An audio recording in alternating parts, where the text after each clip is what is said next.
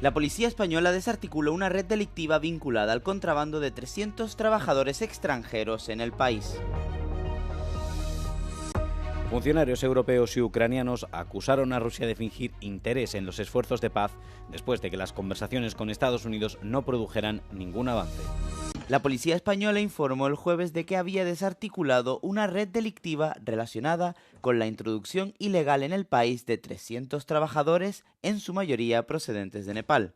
La policía informó de que había detenido a 11 personas e investigaba a otras 2.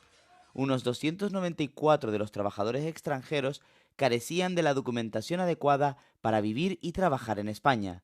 Según las autoridades, los trabajadores eran colocados ilegalmente en granjas del centro y el este de España y no cobraban por meses de trabajo, además de recibir comidas muy básicas. Un vídeo difundido por las autoridades españolas mostraban a decenas de personas sentadas unas junto a otras en colchones alineados en una habitación poco iluminada. Según un comunicado de la policía, la mayoría de los contrabandistas habían entrado con visados de turista incluso para otros países del espacio Schengen de la Unión Europea. Según el Banco Mundial, más del 20% de los 30 millones de habitantes de Nepal viven en la pobreza. El ejército estadounidense destruyó otra embarcación que presuntamente transportaba narcóticos ilegales, matando a 4 hombres, según el Pentágono. El ataque fue llevado a cabo por el Comando Sur, con sede en Florida, por orden del secretario de Defensa, Pete Hegseth, quien se ha enfrentado a un creciente escrutinio por ataques militares similares contra presuntos barcos de contrabando de drogas, matando a más de 80 personas desde el inicio de la campaña. Durante una comparecencia celebrada el jueves, el almirante Bradley, el comandante que llevó a cabo el ataque del 2 de septiembre en el que murieron 2 supervivientes del primer ataque en un ataque posterior, declaró que no recibió ninguna orden de matar a todos los que se encontraban a bordo. Según la administración Trump, Estados Unidos está en guerra contra los cárteles de la droga y eso justifica el uso de esa fuerza. Estados Unidos ha desplazado una importante fuerza naval, incluido un portaaviones cerca de Venezuela, ha cerrado su espacio aéreo y ha amenazado con ataques dentro del país, que considera una importante fuente de drogas y migración ilegal, y designó al presidente Maduro como jefe del cártel del Tren de Aragua. Muchas gracias y muy buenas tardes. Los funcionarios europeos y ucranianos han acusado a Rusia de fingir interés en los esfuerzos de paz después de que las conversaciones con Estados Unidos del martes no produjeran ningún avance ni ningún compromiso. El ministro de Asuntos Exteriores ucraniano, Andriy Sybiha, instó a Putin a dejar de hacer perder el tiempo al mundo. Yvette Cooper, su homóloga del Reino Unido, instó al líder ruso a poner fin a los combates y sentarse a la mesa de negociaciones para alcanzar un acuerdo.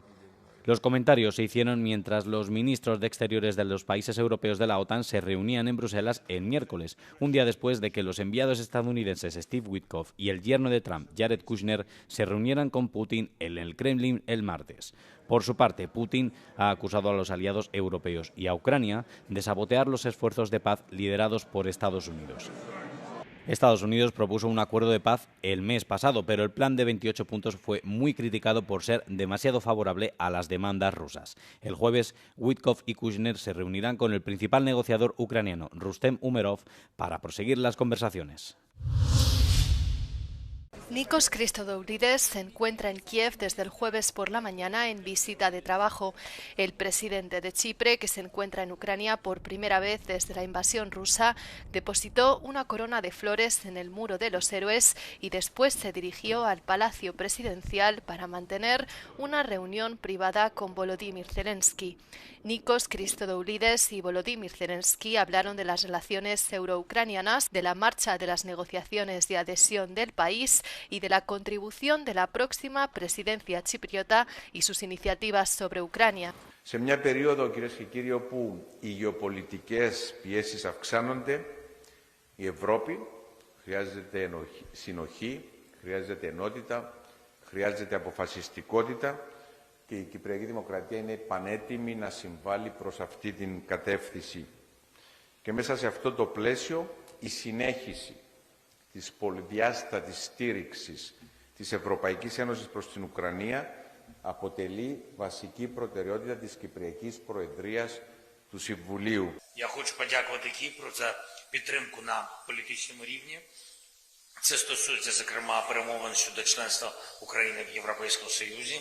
Ми розраховуємо, що найближчі місяці дадуть більше прогресу для шляху України в ЄС, і кіпрське головування може стати історичним з точки зору відкриття кластерів для України та інших необхідних рішень. A las declaraciones de los dos dirigentes siguieron conversaciones prolongadas entre las delegaciones de los dos países. En ellas se discutieron las posibilidades de cooperación y promoción tanto de los asuntos bilaterales como del apoyo a Ucrania durante la presidencia chipriota del Consejo Europeo. 2 docenas de trabajadores humanitarios han iniciado en Grecia un juicio muy esperado. Se les acusa por su labor en operaciones de búsqueda y rescate en la isla griega de Lesbos, realizadas entre 2016 y 2021. Durante el punto álgido de la crisis de refugiados que comenzó en 2015, Lesbos se convirtió en una de las principales puertas de entrada a Europa. Miles de personas llegaban en pequeñas embarcaciones tras viajes extremadamente peligrosos en busca de asilo. Ahora estos voluntarios se enfrentan a penas de hasta 20 años de prisión por presunta pertenencia a una organización delictiva, facilitación de la entrada de extranjeros en Grecia y blanqueo de capitales. Las autoridades griegas sostienen que el caso es una cuestión de seguridad fronteriza. Sin embargo, organizaciones de derechos humanos denuncian que se trata de una persecución politizada contra quienes prestaron ayuda en el mar. El juicio llega tras años de críticas a Grecia por supuestos incumplimientos de leyes internacionales en la gestión de refugiados. En enero, el Tribunal Europeo de Derechos Humanos concluyó que los guardacostas griegos habían realizado devoluciones ilegales en el mar, algo que Grecia siempre negó. El presidente chino Xi Jinping ha recibido este jueves a su homólogo francés Emmanuel Macron para mantener una serie de negociaciones. La recepción ha tenido lugar en el Gran Salón del Pueblo de Pekín, sede de los congresos del mayor partido comunista del mundo. El primer tema tratado ha sido sobre la guerra en Ucrania y las relaciones entre Pekín y Moscú. Aunque el gobierno chino insiste constantemente en que quiere la paz, Xi Jinping ha recibido en su territorio varias veces al presidente ruso Vladimir Putin desde que comenzó la guerra en febrero de 2022. Bruselas también sospecha que China suministra componentes militares al ejército ruso. Durante sus negociaciones, Macron ha pedido repetidamente a Xi Jinping que presione a Moscú, pero su anfitrión rechaza con firmeza cualquier responsabilidad en la crisis ucraniana.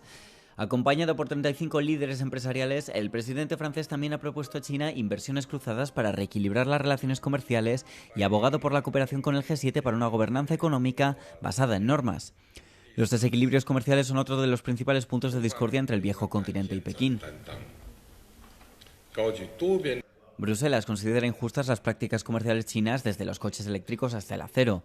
Al término de las negociaciones, ambos países han firmado un memorándum de entendimiento sin efectos prácticos.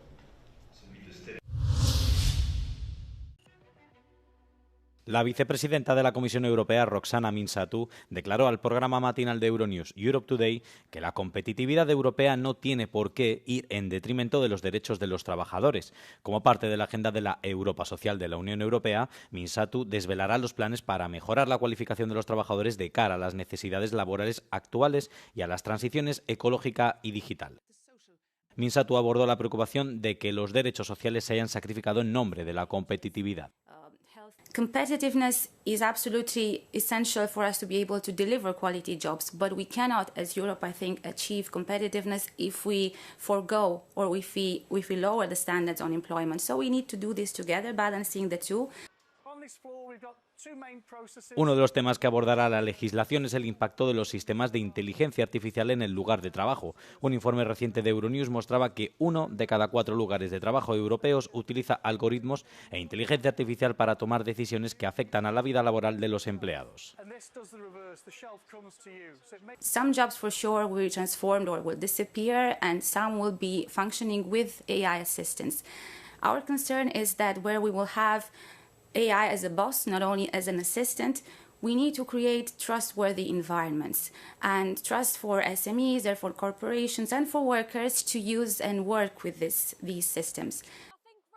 Trabajadores de todas las edades, regiones y sectores tendrán que reforzar sus conocimientos de inteligencia artificial, pero Minsato subrayó que los planes de la Comisión evitarán crear cargas o solapamientos para las empresas europeas.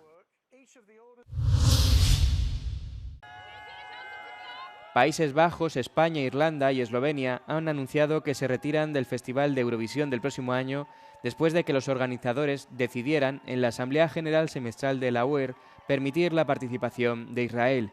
La Radiotelevisión Española había solicitado el voto secreto y una votación específica sobre la participación de Israel, ambas peticiones denegadas por la UE.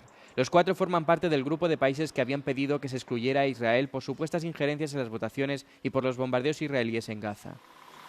Well, what I'm pleased is the membership have had a full opportunity to debate it, and I can tell you it was a full, frank, honest and quite moving debate. But as we can see from the emphatic result, what they really came together on is a belief that Eurovision Song Contest shouldn't be used as a political theatre. It must retain some sense of neutrality. La UE aprobó adoptar normas de votación más estrictas en respuesta a las acusaciones de que Israel manipuló la votación a favor de su concursante. El concurso, en el que participan músicos de decenas de países, se esfuerza por ser apolítico, pero en repetidas ocasiones se ha visto envuelto en acontecimientos mundiales. Rusia fue expulsada en 2022 tras su invasión a gran escala de Ucrania. En los 2 últimos años, manifestantes pro-palestinos protestaron contra Israel frente a las sedes de Eurovisión en Suiza y Suecia.